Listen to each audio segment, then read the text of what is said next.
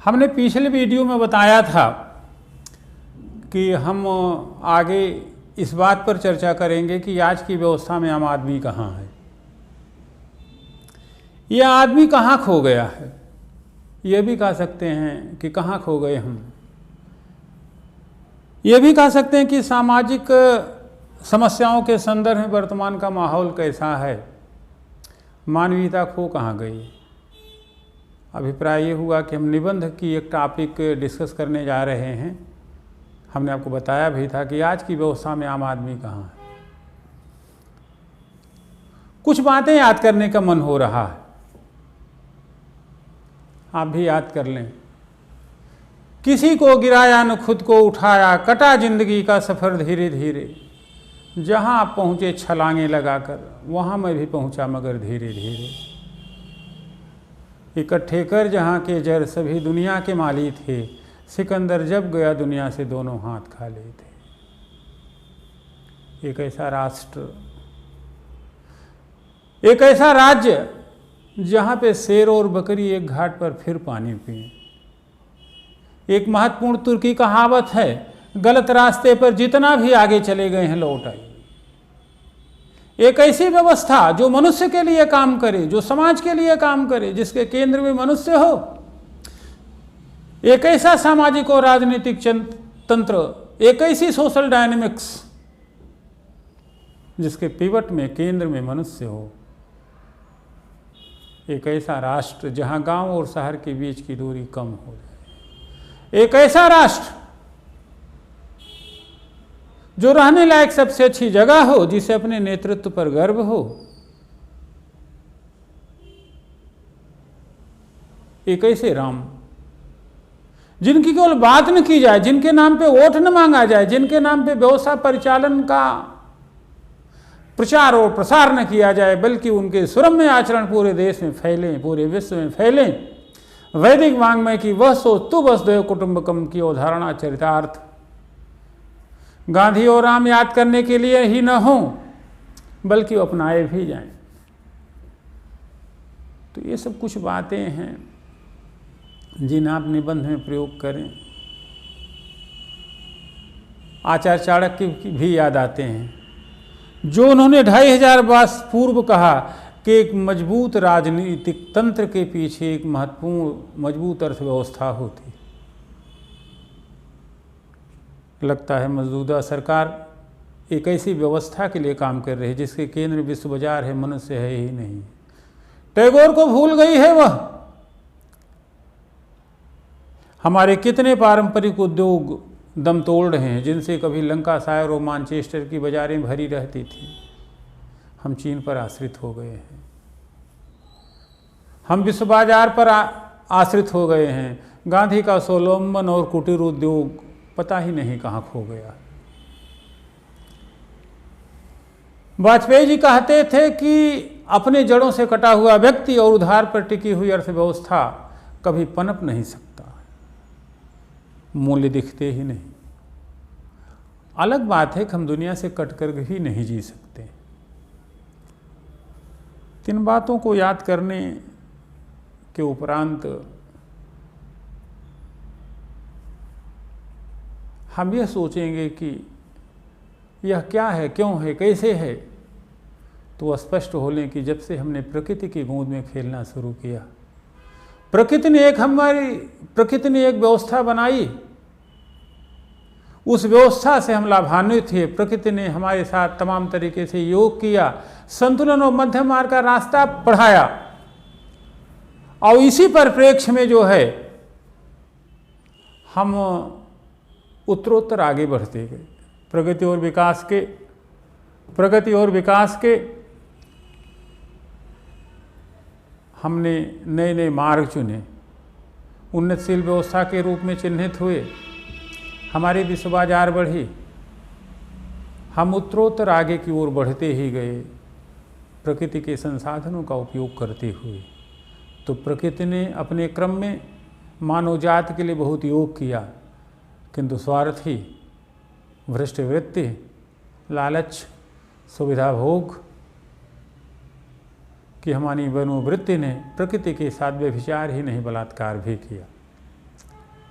नतीजा यह हुआ कि प्रकृति हमसे कुपित हुई और आज विभिन्न तरीके की प्राकृतिक आपदाएं हमारे सामने, कहीं ग्लोबल वार्मिंग है तो कहीं एसिड रेन है, कहीं आसमान धुएं से काला हो रहा है,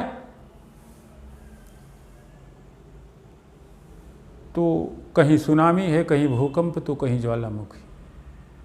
हम तमाम प्राकृतिक आपदाओं से दो चार हो रहे हैं, मानव जाति बुरी तरीके से प्रभावित हो रही है। सवाल ये है कि अब होना क्या चाहिए।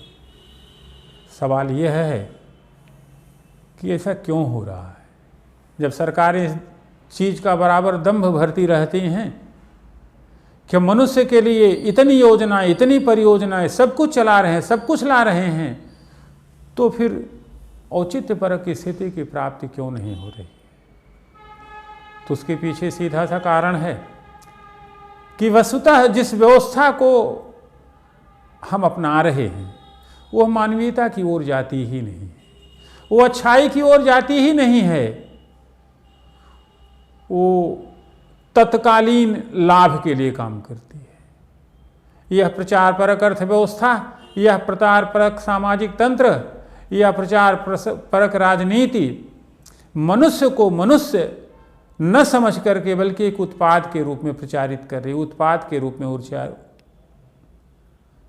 तो जब मनुष्य उत्पाद की दृष्टि से देखा जाएगा, सुविधा भोग की दृष्टि से देखा जाएगा, तो स्वाभाविक तौर पर मानवीयता तो स्वरूप खोएगी ही खोएगी। क्या ही अच्छा होता कि हम ऐसी व्यवस्था के लिए काम करते जिसके केंद्र में मनुष्य होता, जिसके केंद्र में टैगोरी सोच होती, विश्वमानव होता, वैदिक वाङ्मय होती, राम का चरित्र होता। यह अच्छी बात है कि मंदिर बने, यह और अच्छी बात है कि राम का आचरण समाज में लाया जाए।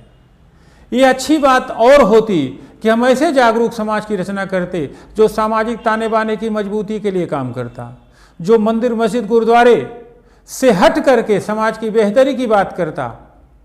कभी कभी आप हतप्रभ होकर सोचते नहीं हैं, मंदिर की घंटियां बज रही हैं, सुबह श्री राधे गोविंदा मन भजले हरि का प्यारा नाम है, भजन कीर्तन हो रहा है, आस्था चैनल चल रहा है, मस्जिदों में अजानें हो रही हैं, गुरुद्वारे में गुरबाणी चल रही है,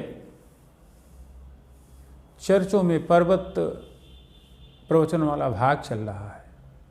सारे धर्म अपनी बातों का प्रचार प्रसार कर रहे हैं, डंका बजा रहे हैं, शंखनाद बजा रहे हैं, किंतु मनुष्य के लिए कोई नहीं सोच रहा।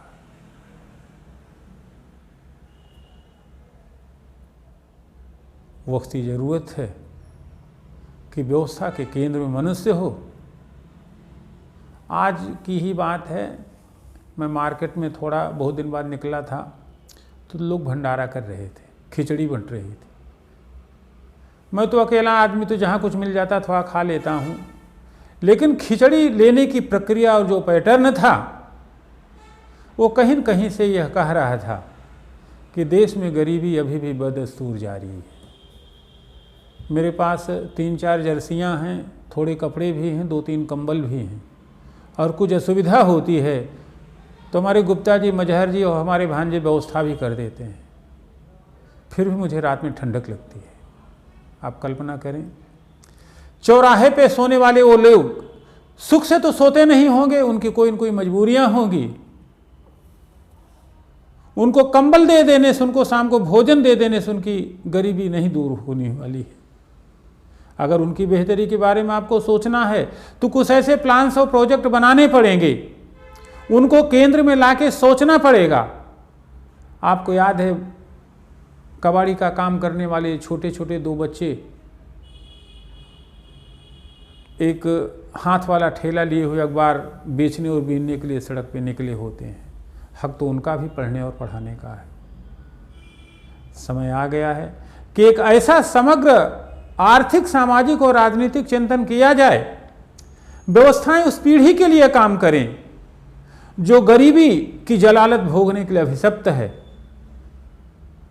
हमारे स्कूलों में